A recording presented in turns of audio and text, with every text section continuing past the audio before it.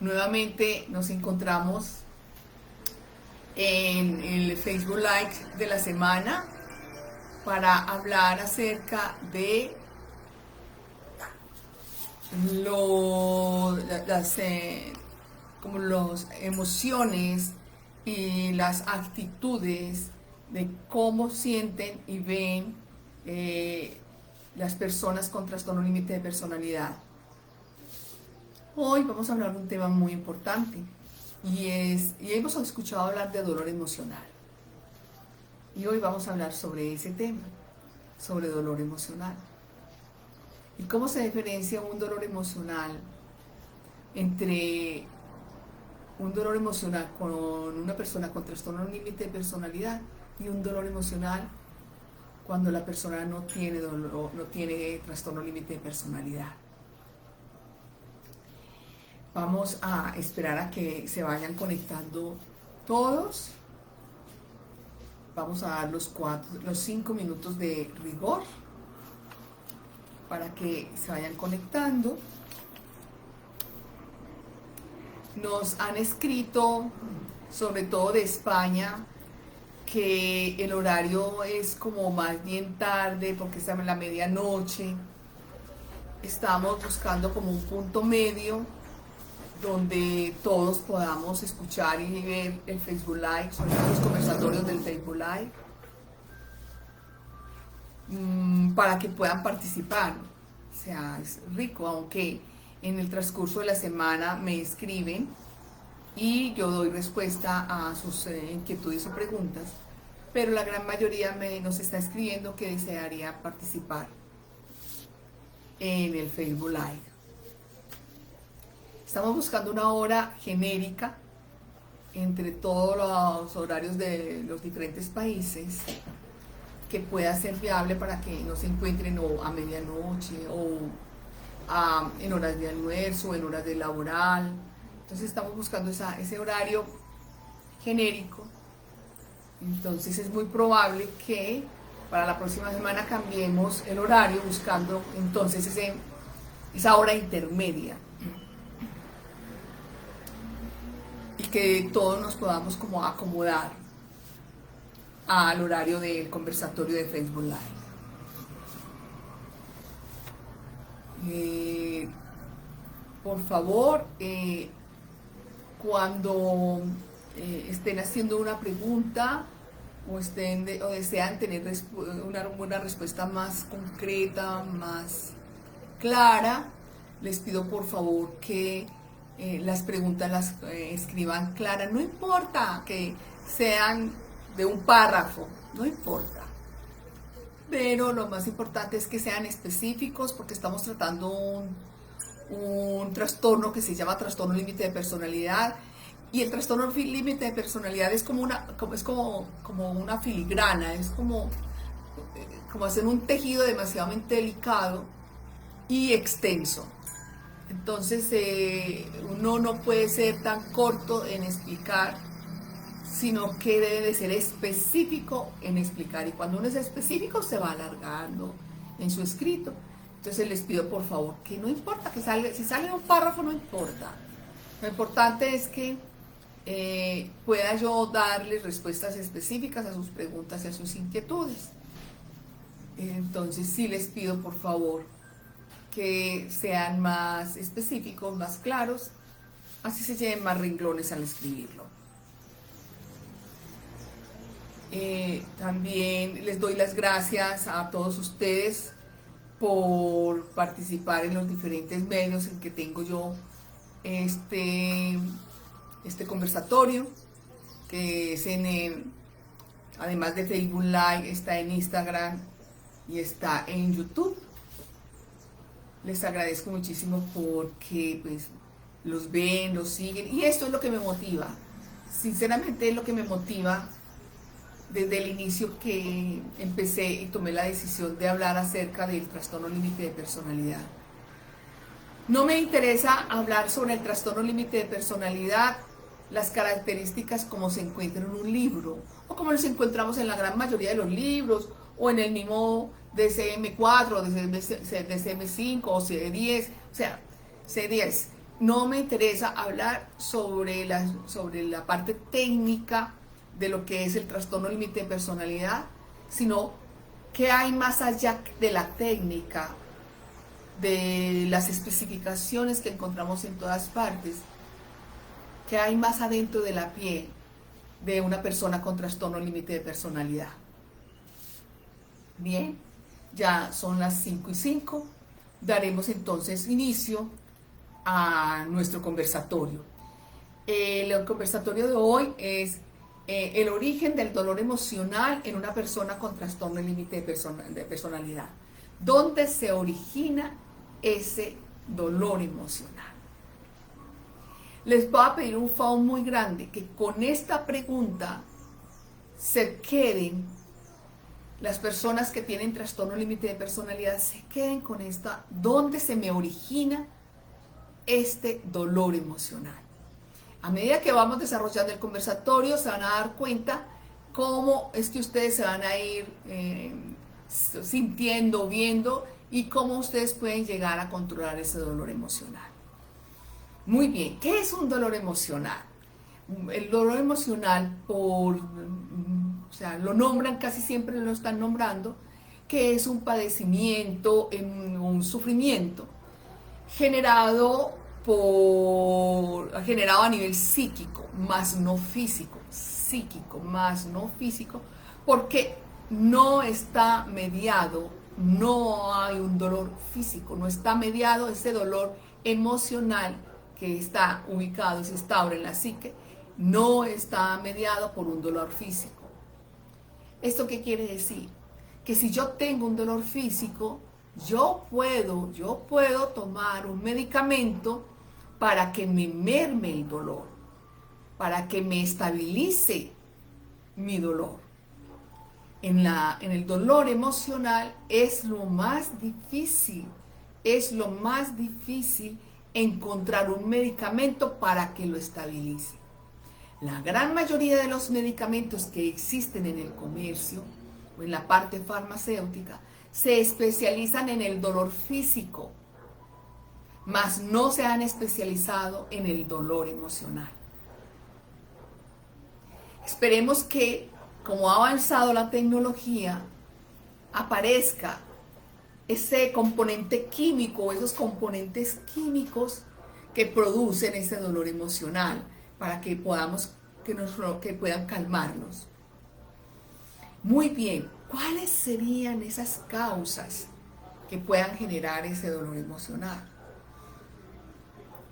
Definitivamente es químico, o sea, es puro psíquico, es un dolor emocional totalmente psíquico. Esto se genera por las vivencias que en algún momento la persona, el niño, se ve expuesto a una experiencia donde no pueden resolver en ese momento, no tienen las estrategias para resolver ese evento. Entonces, ahí es una de las causas es eso, la causa es el trauma que se genera por una experiencia traumática. Más, a veces, es una experiencia traumática que viene del medio ambiente, que viene de la parte externa, ¿ya? Y que la persona, el niño o el adolescente, no tiene herramientas, no tiene estrategia para poder resolver esa experiencia traumática. ¿Qué pasa entonces con esa experiencia traumática cuando lo vive el niño o el adolescente? Que como no tiene cómo resolverlo, no lo resolvió en ese momento, no pudo, digamos, dar una respuesta ante ese evento, porque la gran mayoría de estos eventos traumáticos vienen dados por adultos ocasionados por personas adultas, la gran mayoría, no todas las veces, la gran mayoría, porque también puede ser que vengan por la autopista conduciendo o el papá o la mamá o un adulto y ahí venga y haya un accidente y que el niño que estaba en la parte de atrás del carro, lo único que le puede recordar es que iba manejando, pero de pronto todo se perdió, todo se nubló o todo salió volcándose el carro. Entonces, y que el niño en ese momento no tiene las estrategias para salir de allí. Es un dolor, sí, que genera lo que llamamos un dolor postraumático, una experiencia postraumática. Y que el niño o el adolescente no tiene esas estrategias para poderlo afrontar. Entonces, allí hablamos de que está generado por el medio ambiente donde el niño o el adolescente se está inmerso con el adulto. También nos preguntamos es, ¿qué lo produce? Entonces, ¿qué lo genera? ¿Dónde está este origen? ¿Dónde es la primera, experiencia que el niño pudo tener como trauma? Y esto se los digo y por eso empecé a hacer este Facebook Live, porque me lo preguntan las mamás y los papás. Y es que yo no tuve la culpa, yo no me di cuenta, a mí no me lo dijo él, el niño no me lo dijo, la niña no me lo dijo, ya. O si me lo dijo, pues yo pensé que como era tan niño, niña, no creí que eso le quedaría en el recuerdo, o quedaría fijo en la memoria, o quedaría fijo en la parte emocional, ¿ya? No se culpen, porque no traemos un manual para criar hijos. O sea, a medida que nuestros hijos crecen, crecemos con ellos, porque ese aprendizaje es un aprendizaje técnico, vivencial. Entonces, mientras que estemos en esta experiencia técnico-vivencial, también nosotros traemos traumas, también nosotros traemos guiones y también traemos sistema de creencias, ¿cierto? Entonces, también eso influye para no estar como tan observador. Ojo, no dije atento, porque las mamás y los papás siempre están atentos de los niños.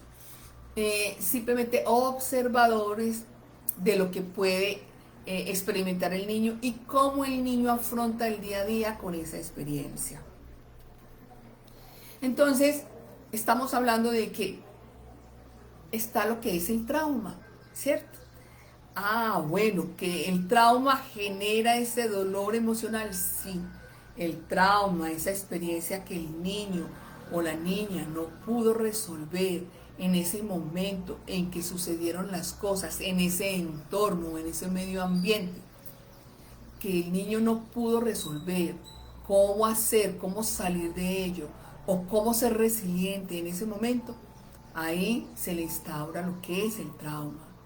Se instaura el trauma y empieza el niño o el infante a hacer cambios de actitud, cambios de carácter, cambios de personalidad, cambios conductuales. Pero igual, la gran mayoría de las mamás y los papás, proceso del crecimiento, ¿cierto? Porque vuelvo y le digo, sí estamos atentos, pero no somos los mejores observadores. Entonces ahí empieza el niño, el menor de edad, a buscar mecanismos de defensa de cómo poder solucionar esa experiencia que le quedó como una impronta, como una marca en su inconsciente. Que el niño, a medida que va avanzando, y con cada una las actividades que va teniendo en el entorno y los diferentes encuentros en el entorno, muchas veces, y también depende de lo doloroso que es esa experiencia, el niño puede guardarlo, no olvidarlo, sino que lo guarda en un lugar donde, en el rincón más lejano del inconsciente, para no volverlo a traer y a vivirlo una y otra vez, que eso es lo que genera más dolor emocional. ¿Qué puede generar ese dolor emocional? Ese dolor emocional puede generarlo como les dije el ejemplo, un accidente, y que el papá haya quedado mal, la mamá haya quedado mal, o que no hayan quedado mal, pero se pelotearon, se rodaron con carro y todo, y la niña o el niño, los niños estaban atrás. Eso es una forma de que el niño, o sea, quede atrapado en el inconsciente, esa emoción. Otra puede ser una violación, que una de las graves, aunque todas son tan graves, son las violaciones. Otra es los abusos sexuales. Otro es el abuso de autoridad. Abuso de autoridad. Por ejemplo, ya hoy en día ver que se le dé una pela al niño o se le castigue al niño maltratándolo físicamente, afortunadamente ya casi no se ve en el mundo. Ya hay un respeto para con el niño, y el adulto debe de gestionar, como adulto debe de gestionar como las actitudes o el comportamiento que tuvo el niño en cierto momento, más no castigarlo y darle con el cuerpo, o sea, darle al cuerpo del niño. Antiguamente se castigaba muy fuertemente, no se tenía en cuenta eso. Tengo un caso por ejemplo, de trastorno límite de personalidad, y es que yo le preguntaba a esta persona, háblame de tu niñez. No, ella decía, bueno, éramos 14 hijos, mamá no tenía tiempo, los mayores se encargaban de los menores, era muy exigente, mi mamá era muy exigente, ya. Hasta que un día, cualquier día, pero digo, después de como 3, 4 años de indagar, viene a mi consultorio y me dice, ya sé. Yo, ¿qué te pasó? Me dice, yo me cansé de que mi mamá me pegara. Yo sentía un abuso. Yo creo que, yo no sé qué es una violación, pero yo sentía como que algo me penetraba. Y un día cualquiera, tenía por ahí unos 13, 14 años, cogí a mi mamá y la estaba ahorcando. Hasta que la hice jurar, no la solté hasta que le hice jurar que jamás me volvería a tocar, jamás me volvería a dar una pela. Evidentemente la mamá tuvo que jurar eso, nunca más volvió a tocar a su hija, pero ahí quedó un abuso, un maltrato. Y ella ahí resulta que se le instauró el trauma. Pero no a los 12, sino que a los 12 ella, como mecanismo de defensa, dice, bueno, no tengo forma, tengo como 12 hermanos o 11 hermanos por encima de mí, ¿cierto? Les hablo y les digo, pero no me dicen nada. Entonces ella, como mecanismo de defensa, ¿qué hizo? Eso, pero lo logró, ella lo logró. Ella quedó con su trauma, pero logró que nunca más la volviera a tocar. Otro es que un niño de 4 años pidiendo bañarse con agua caliente, pero el padre dentro de su creencia, ojo, dentro de la creencia los hombres no se podían bañar con agua caliente, lo golpeó hasta que el niño paró en la clínica. Él recuerda que echaba sangre por nariz, boca, oídos. ¿Ya? Entonces por esto les digo, gracias a Dios, en casi todo el mundo se prohíbe tocar al niño, pelarlo, o sea, golpearlo en su cuerpo, gracias a Dios. Otro trauma puede ser los niños abandonados. ¿Qué quiere decir eso? Cuando la mamá o el papá no quieren o no pueden hacerse cargo de su hijo, entonces los deja a manos del gobierno y otras personas los adoptan. Ahí la gran mayoría no, o sea, son pocos los que gestionan ese dolor emocional y pueden llegar a superar, a sanarlo, ¿cierto? Pero la gran mayoría quedan con ese dolor emocional de abandono. Ahora viene lo que es el abandono ficticio. Está la mamá, está el papá y está todo su grupo de familia, pero el niño dice, o la niña dice, es que mi mamá me abandonó, es que mi mamá me abandonó, es que mi mamá me abandonó, ¿ya? Y para este niño sí puede ser un abandono cuando, por ejemplo, la mamá se enferma y tiene que ir a la clínica y se queda una semana en la clínica y el niño no entiende qué está pasando y por qué se queda allá, ¿ya? Entonces la mamá regresa y ya el niño lo que queda es con mucho miedo que en algún momento la mamá se desaparezca nuevamente. Entonces también ahí queda este trauma, queda este malestar y que la única forma de poderlo, digamos, sobrellevar es que la mamá esté siempre con él o con ella, ¿ya? Entonces dice, es que este muchacho no entiendo, esta muchacha no entiendo por qué vive pegado de mí y me dice, no me deje, no me abandone, no se vaya, lléveme, pero es que voy para hacer esta diligencia, ya vuelvo, y esa debe ser difícil que el niño entienda. La otra es lo que hacen los niños con el bullying. Cuando cogen a un niño a maltratarlo psicológica o físicamente, el niño está en estado de vulnerabilidad, así tenga la misma edad, pero casi siempre el bullying no lo hace uno, lo hacen 2, 3 o 4 o 5 o un grupo de niñas o niños. Y el niño que se ve expuesto ante este bullying no sabe cómo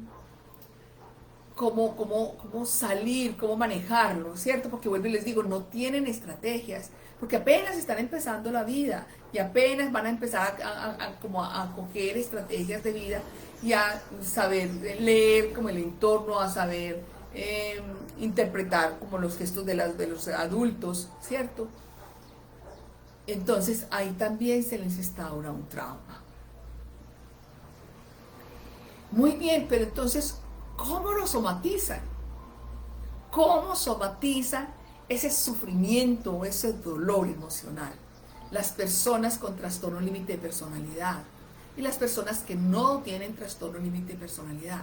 Por ejemplo, voy a hacer este ejemplo de una persona que no tiene trastorno límite de personalidad, pero tiene un dolor emocional, un sufrimiento emocional. ¿Por qué? Por la pérdida o por la pérdida del esposo, o por la pérdida del hijo, o por la pérdida de la esposa, o por la pérdida de su gran amor, su gran amigo, su gran mascota, ¿ya? Es un dolor muy grande, demasiadamente grande. Las personas que no tenemos TDLP, ese dolor, dicen, lo siento en el pecho, y la gran mayoría dice, es que lo siento en el pecho, me duele, es como si se me estuviera desgarrando el alma, ¿ya? Eso lo dice una persona que no tiene trastorno límite de personalidad. ¿Cómo lo dice una persona que tiene trastorno límite de personalidad? Ya le voy a decir. Ellos dicen, tengo un dolor emocional, y ellos se desesperan con ese dolor emocional. Se desesperan. Y ese desespero les genera ira, les genera rabia.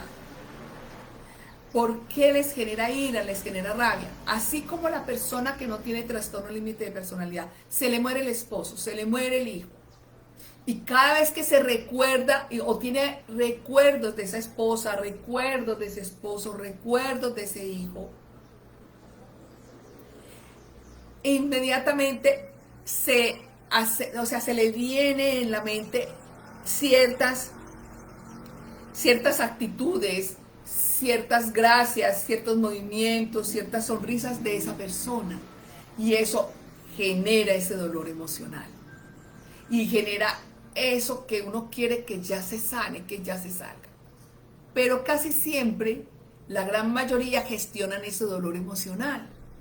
¿Qué quiere decir eso? Resolvemos ese dolor emocional. Listo, se me murió mi esposo. Sí, a mí se me murió mi esposo. Es un dolor grande, es muy grande. Mi primer esposo murió. Y también depende de cómo sea la muerte, ¿cierto?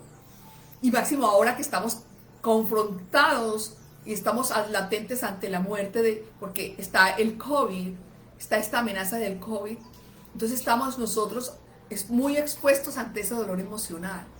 Y que no lo vi, que no lo despedí, que con el COVID me entregaron solamente las cenizas. Y ese dolor es muy grande.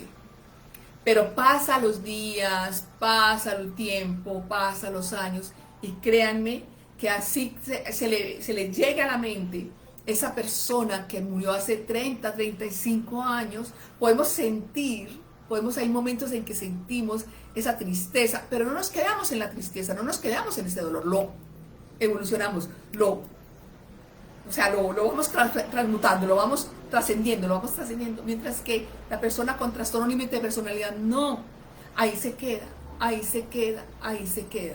¿ya?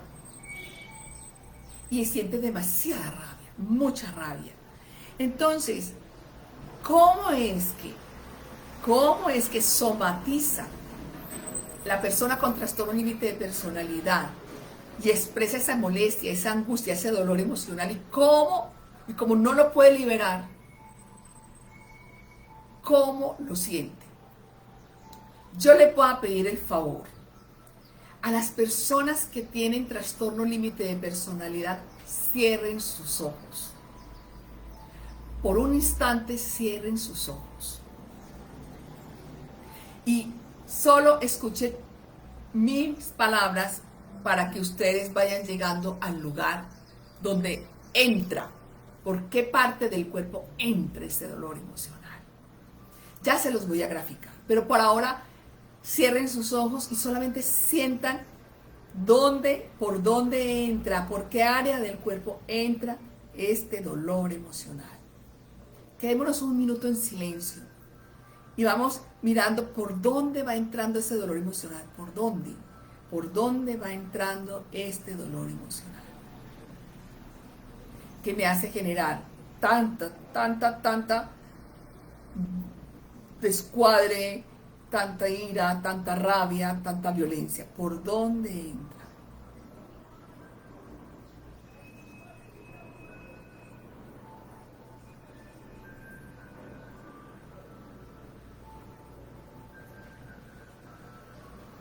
Ok.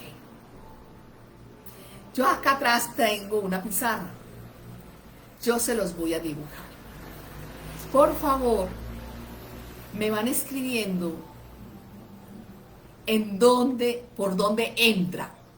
Ojo, por dónde entra, no por dónde lo siente, sino por dónde entra. Ese impacto, por dónde entra.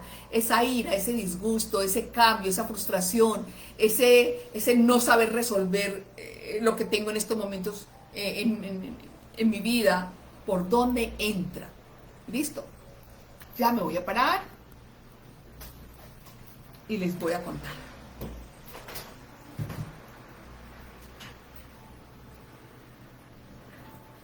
Voy a dibujar un cuerpo.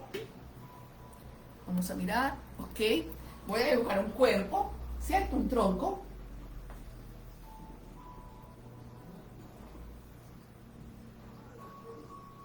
Él se ríe mucho porque dice que yo me dibujo. Porque dibujo como mucha silueta. Escríbanme por favor las personas que deseen participar. ¿Por dónde entra ese dolor emocional? Y yo se los voy dibujando. A medida que yo se los vaya graficando, créanme que ustedes van a ir cayendo en cuenta. Y ustedes créanme que van a buscar la forma de tener una solución a esto. Créanme que sí. Díganme, escríbanme por favor al Facebook Live por dónde entra ese dolor emocional. Y yo voy escribiendo. Y a medida que voy hablando, voy escribiendo y ustedes me van diciendo, yo créanme que los voy a ir ubicando. Para que ustedes, cuando tengan ese dolor emocional, lo identifiquen y utilicemos unos anclajes o unas imágenes o unas palabras para ir trascendiendo este dolor emocional y no se quede horas y horas patinando en lo mismo, más de lo mismo, y desaparece ese dolor emocional, pero vuelve otra vez ese dolor, esa inconformidad, eso que en el cuerpo me estorba. Hay una cosa que estorba, que duele, que quiero que salga. Había otra persona, la primera persona con quien yo comencé, y ella me aseguraba que yo la iba a sanar. Ella me decía y me llevaba la mano al lugar donde nacía, donde penetraba ese dolor. Y me decía, arránquelo, sáquemelo con su mano, sáquemelo. Por favor, arde, sáquelo. Ya, con ella aprendí muchas cosas. Por favor, ¿le han escrito? ¿Por dónde dice? Por aquí dicen por el pecho. Por el pecho. Por la cabeza. Un momentico, pecho, vaya, despacio. Pecho. Cabeza. Estómago. Estómago. Entra por el estómago, sube y sale por la boca con rabia, pena. Espérate un momentico. Entonces, el estómago, ¿de qué color entra por el estómago? La persona que escribió entra por el estómago, sube por el... ¿Por dónde, Eli? Entra por el estómago, ¿qué más? ¿Sube por dónde?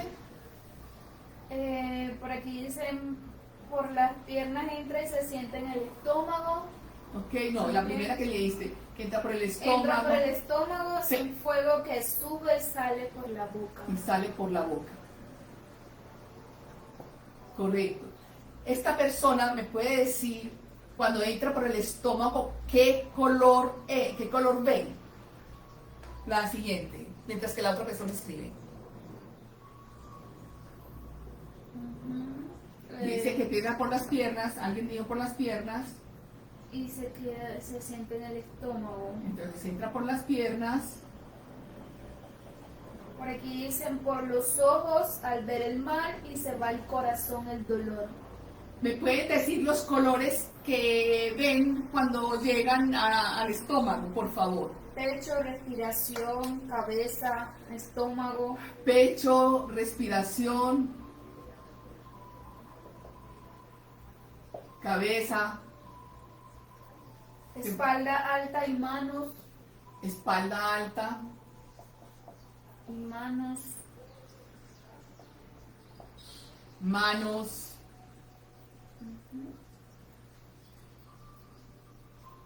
¿Qué más dicen? Háblenme del color, por favor. ¿Qué color ven ustedes?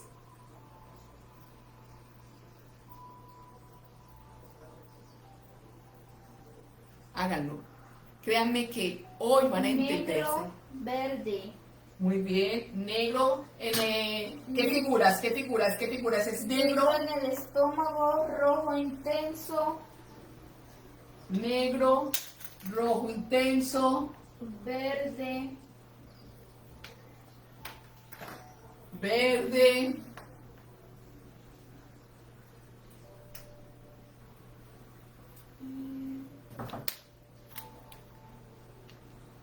Me marea. Rojo, amarillo. Rojo, amarillo. No tengo amarillo, pero voy a colocar amarillo.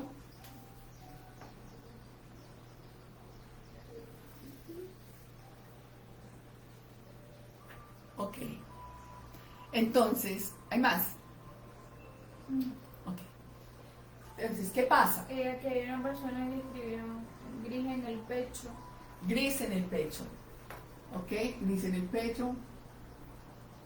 Ok. Me hizo una pregunta ahora en la tarde, Eli me pregunta y me dice, ¿por qué entra por el estómago? ¿Por qué casi siempre se siente, y no es en el estómago abajo, en el vientre, sino arribita del ombligo? Ahí es donde, por ahí entra el dolor emocional. Cuando entra este dolor emocional, Eli, apágame por favor la lámpara que pega el... Cuando entra por acá, aquí, cuando entra por el estómago, ahora sí se ve mejor, cuando entra por el estómago, por ahí entra todo el impacto de las impresiones, agradables o no agradables, buenas o no buenas, por ahí entra, ¿cierto? Porque cuando uno observe, uno tiene susto, ¡ay! Uno dice, ¡ay! Uno se coge el estómago, ¡ay! Es como si algo quisiéramos que no penetrara, como que si algo, deténgase, no quiero, deténgase. Es aquí, en el estómago. Por ahí entra, dice la neurociencia que ahí, por el estómago, se une al primer cerebro y al segundo cerebro. O sea, estamos hablando del instinto y las emociones. ¿Ya? Entonces, por acá entra. Cuando la persona que dice que entra por el pecho, entra por el estómago, luego sigue al pecho. ¿Ya? La persona que dice piernas, que entra por las piernas y se instaura en el estómago, esto quiere decir que hay un trauma muy fuerte, ¿cierto? Después, no sé en qué momento podríamos hablar de ello. Pero entra por el estómago la emoción, coge el pecho, igual, coge el pecho, la respiración. La gran mayoría, no todos, pero la gran mayoría de las personas con trastorno límite de personalidad sufren del colon irregular. ¿Pero por qué sufren del colon irregular? Esto no quiere decir que las personas como yo, que no tengo trastorno límite de personalidad, sufren del colon irregular. Ah, no, pero es que esa parte es hereditaria. Entonces, sufren de un colon irregular, o sea, que tienen unos desarreglos en sus heces, o sea, o que sienten nudos, o que está muy floja, ¿ya? Ahí tiene muchísimo que ver ahí. Entonces, para que esto sane, hay que tener muy claro qué fue lo que me instauró esto, cuál fue el trauma. Más que quién me lo hizo, pero claro, cuando uno se llega al trauma, uno ve la persona que me lo instauró, ¿cierto? O el evento, o la situación, o el entorno que me lo generó, ¿cierto? Aquí hay que llegar hasta este lugar, o sea, a las profundidades, a lo más profundo del inconsciente. Créame, es desde el inconsciente más inconsciente que uno tiene. ¿Por qué? Porque casi siempre, no todas las veces, casi siempre, cuando el niño tiene menos de 5, 4, 3 años, casi no lo recuerda. Ah, pero es que es adolescente. Es posible que lo haya guardado en un lugar y en un lugar donde no quiere volver a recordarlo, pero con estas personas es mucho más fácil trabajarlo y llegar más rápido en qué momento se le instauró el trauma, ¿cierto? Entonces, aquí es donde se instaura. Hasta acá hay que llegar. Hasta lo más profundo del ser humano, hasta lo más profundo del inconsciente de las personas con trastorno límite de personalidad. Si no se encuentra ese trauma, si no se llegase a encontrar ese trauma, con mucha terapia, años y años de terapia, la persona se puede regular. Pero en cualquier momento se puede detonar. ¿Ya? En cualquier momento se puede detonar. Una experiencia que a ella la lleve a revivir el inconsciente, el momento de ese evento, le puede disparar el trastorno límite de personalidad y puede llevar muchos años después de terapia. O puede tener trastorno límite de personalidad y nunca haber tenido terapia y estar muy bien. Pero se confronta con un evento, con un suceso y la persona se dispara. Créame, la persona se dispara. Es que yo tenía un esposo perfecto, viví 20 años felices. Sí, vivió 20 años felices, pero ya se le disparó. Ya hay que trabajar con el inconsciente de él, o usted hágase unas terapias familiares, aprende a hablar, aprende a ayudarle a que lo terapee también a él, para que él vaya estabilizándose, ¿ya? Pero es así, ¿ya? Pero que cuando uno llega al lugar de ese trauma, eso créanme que uno ve el avance del paciente, ve el avance del paciente, ¿ya? Permítame, me siento. Se logra ver el avance del paciente. Para ello, ¿qué se necesita? Terapia. Para eso, ¿qué se necesita? Que si nunca se ha hecho terapia, por favor, que la vida nunca lo exponga o exponga a esa persona ante un evento similar, para que la vida se le desorganice.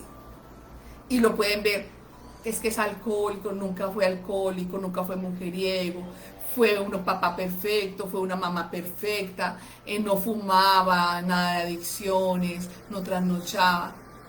Pero de un momento a otro se desorganizó. De un momento a otro hubo que internarlo a una institución psiquiátrica. Y de ahí para acá, no, es un infierno. Miente, dice una cosa diferente, dice otra que no es así. Empezó a tener ludopatía, empezó a tener sexo indiscriminado, ¿ya? Que lo ideal es que, vuelvo y le repito, nunca lo detonen. Pero para uno estar seguro y que no le desorganice la vida de uno, ni del otro, ni de los demás, la terapia es importante, es muy importante la terapia. Porque el dolor emocional, créanme, si uno siente un dolor emocional porque murió alguien tan amado, y es una desesperanza tan grande, y que nosotros podemos hablar una y otra vez, es que él era tan bueno, es que era tan buen papá, es que mi esposo, es que mi papá, ay, se murió mi papá, y uno puede expresarlo, pero dígame, una persona con trastorno límite de personalidad no saben cómo expresarlo porque no se recuerdan qué pasó. Y si el trauma se instauró en la gestación, ojo, se instauró en la gestación, pero no quiere decir que es genético. Se instauró en la gestación. Hola, si se instauró en los 3 primeros años, ¿cómo vamos a hacer que esa persona pueda hablar de ese trauma? No lo habla, lo expresa. Y lo expresa con rabia, lo expresa con odio, lo expresa con asco, lo expresa con celos, lo expresa, dependiendo de la experiencia, lo expresa. Y cuando yo, que no tengo trastorno límite de personalidad, percibo, observo, miro, y no me quedo que me está insultando, me está agrediendo, me está diciendo mentiras, se acostó con fulana, perana, sultana, o perano, sultano, sino que miro esa desesperación interna, que no saben cómo expresarlo, qué es lo que tiene, qué pasó, qué sucedió y en qué momento. Es lo más difícil. Casi siempre entre médicos, psiquiatras y psicólogos, casi siempre no saben llevar una terapia, porque lo hacen simplemente desde la teoría. Recitamos el DM4, el DM5, recitamos el 10, recitamos todo. Recitamos cuáles son los medicamentos para esto, los miligramos, recitamos. Pero no nos detenemos a observarlo, Créanme que si uno observa a estas personas, créanme que ustedes, las personas que están cerca de ellos, van a entender su dolor. Y no nos vamos a enganchar porque nada es personal, o sea, no nos llevemos todo eso que nos diga fuerte, grosero, que nos diga no, buena para nada, no sirve, estúpida, bruta. Lo que está expresando esta otra persona es un miedo tan grande, un trauma que fue generado por un miedo tan grande, por un terror tan grande, que cada momento los lleva, cada momento los lleva al momento del trauma, al momento del evento, cada vez que lo hace, lo lleva. ¿Qué hay que hacer? Ayudarles a que ellos controlen esos estados emocionales y vamos mirando en qué momento fue que se le instauró el trauma. Y ellos aprenden, créanme que aprenden. Aprenden a controlar sus emociones. Esa amígdala del cerebro que queda detrás de las orejas, que es donde está la amígdala que estaba lo que es el miedo, ¿cierto? Y que ahí es donde se atrofia esas amígdalas, que son dos. Pueden reeducarla. Dije reeducarlo, por eso hay que ser conductual. Repetir una y otra vez. Para eso necesitamos tener compasión, tolerancia, empatía. ¿Ya? Entonces, por favor, prestemos la atención a ello. Pregunta Celi. Por aquí tenemos una nueva seguidora. Saludos Gracias. desde Chile. Este trauma puede generarse desde el vientre. Le pregunto porque mi hija es adoptada. Doctora, ¿puede ser más de un trauma a la misma persona? Mi hija llegó a mí a los 4 meses de vida. Siempre su comportamiento fue diferente al resto de los niños. Y a los 14 años buscó a la mamá biológica y esta la volvió a rechazar y todo fue peor. Claro, porque va un segundo abandono y con la misma persona. Lo ideal es que su hija esté en terapia psicológica. En estos días hice una terapia con alguien que también lo abandonó la madre. Y él entendió, y de su boca salió: lo que hizo mi madre fue un regalo de vida. Si ella no podía tenernos, gracias a Dios que eligió al Padre. Entonces entendió y sanó ese abandono. Entonces hay que llevarla a la niña, a mirarla. Eso lo debe hacer un psicólogo, y si no puede hacer un psicólogo porque ya tiene 14 años, a veces puede ser reacia, no sé si la niña ha tenido contacto con psicólogos, lo haga usted, la mamá, para llevarla a ella a sentirse agradecida porque está aquí, está compartiendo con todos. O sea, hay que hacer todo un trabajo psicológico con ella, y si no, con la madre. Por aquí preguntan, ¿cómo puedo recordar eventos de la infancia bloqueados? Eso lo hace un psicólogo. Nosotros, los psicólogos, lo estudiamos. Para eso nosotros una de las técnicas o las de aprendizaje fue cómo abrir mentes o inconscientes cerrados contra cerrados, ¿cierto? Y traerlo al consciente. Pero también he observado que la gran mayoría de los seres humanos somos psicólogos, simplemente que no tenemos el método. Entonces muchas veces se comete errores cuando se quieren ser psicólogos y abrir una brecha, ¿cierto? Que está demasiadamente cerrada y que nos encontramos que era mejor que nunca hubiese ido hasta allí y lo hubiésemos abierto. Eso no lo sabe sino el psicólogo. Continúa, Eli, por favor. Una persona que nunca ha detonado se puede diagnosticar, o para poder diagnosticar es cuando la persona detona. Mírame, es muy importante saber la infancia de la persona, ¿ya? Por ejemplo, vemos actitudes de personas que son lindas, hermosas, que son sociables, pero que son demasiadamente eufóricas, demasiadamente alegres, demasiadamente confiadas, a veces creen que tienen la gran oportunidad de ser alguien reconocido y en fin, y a veces se van tras a alguien tras las redes sociales. Eso está muy delicado ahora. Y empiezan a seguir, entonces uno empieza a hacer, y esta porque se está obsesionando, o este porque se está obsesionando. Entonces uno puede monitorear, ¿ya? Otra es que puede ser muy lindo, muy hermoso, pero hay cosas que se le detonan a esta persona que son simples, ¿ya?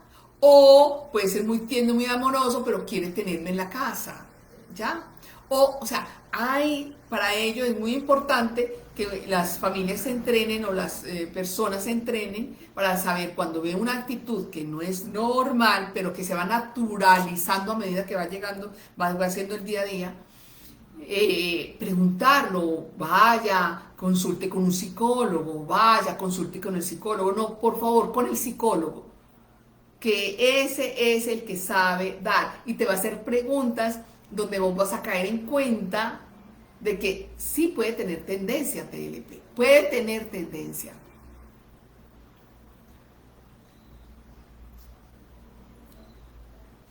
Por aquí preguntan, pero entonces, ¿hay una tendencia genética a desarrollar el TLP? Porque el trauma es el mismo, solo la reacción es diferente. O sea que por una u otra razón esa persona va a desarrollar el TLP. No.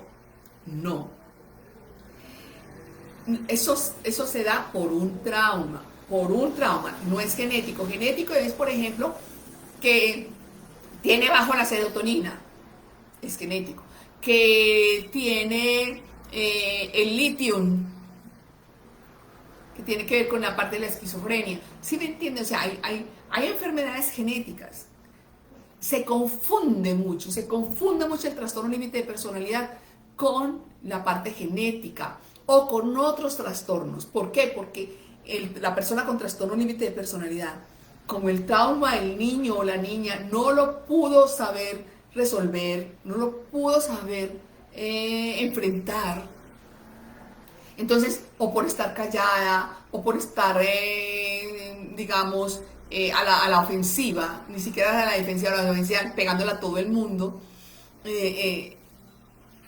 eso inmediatamente, no, hiperactividad, no, es que es trastorno de déficit de atención, no. Entonces lo confunden. ¿Por qué? Porque este trastorno límite de personalidad tiene estos otros trastornos, ¿ya? Entonces tratan solamente una parte del trastorno, más no el trastorno límite de personalidad. Entonces por eso son tantos entre ensayo, repetición y no se llega a ningún lugar.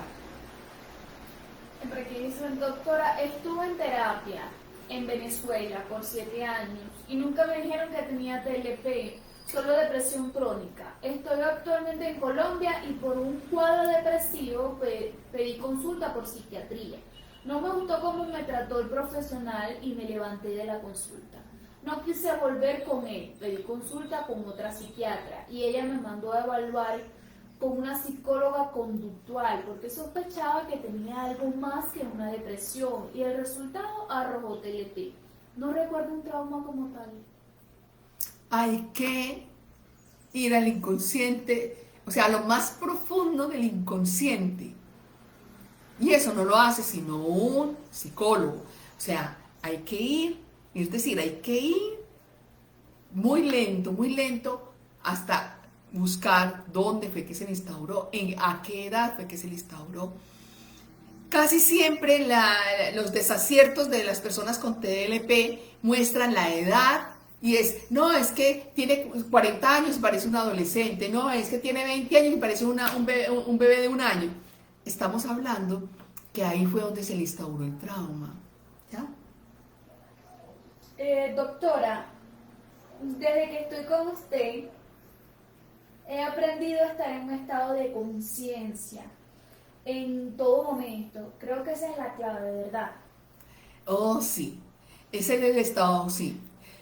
Para poder tener ese estado de conciencia hay que entender todo esto. Y ella lo entendió. Ella lo entendió y ella lo trabaja. Lo que pasa es que ella trabaja constantemente en ella misma, está pendiente de ella misma, hace las técnicas que se le ha recomendado y cada vez ha mejorado muchísimo, muchísimo, muchísimo. Una persona con TLP puede ser muy promiscua. ¿A qué se debe? Sí, puede ser promiscua, pero precisamente por el trauma, ¿ya?